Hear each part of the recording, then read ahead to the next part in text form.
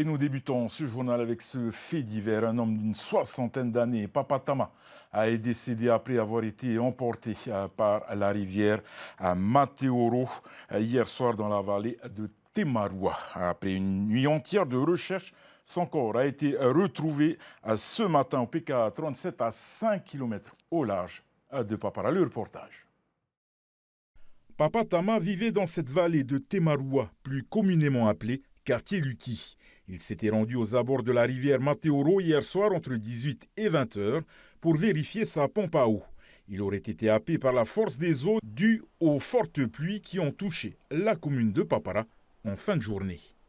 Ce qui est sûr, c'est qu'au fond de la vallée de Temaroua, il a beaucoup plu. Donc la rivière est sortie de son lit et apparemment, il est descendu pour récupérer sa pompe à eau.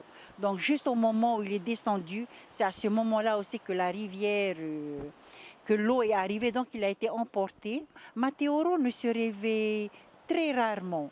Mais là, ça a été un choc pour tout le monde parce que, ben voilà, il ne pleuvait pas vraiment. Il y a eu les intempéries dernièrement qui étaient beaucoup plus graves, beaucoup plus intenses. Mais là, on n'a rien compris. Cet horticulteur bien connu de Papara faisait partie de l'association horticole Tiarerau Itehonotini.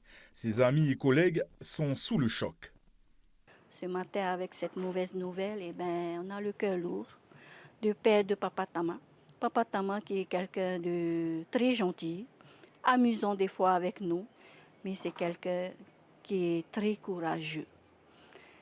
Quelqu'un qui aime les fleurs. Je pense que tout le monde qui vit de l'agriculture et l'horticulture connaît Papa Tama.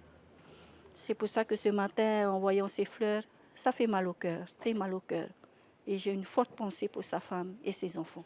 Ce n'est pas la première fois que la rivière Mateoro emporte une vie. Il y a quelques années, un jeune garçon s'y était noyé.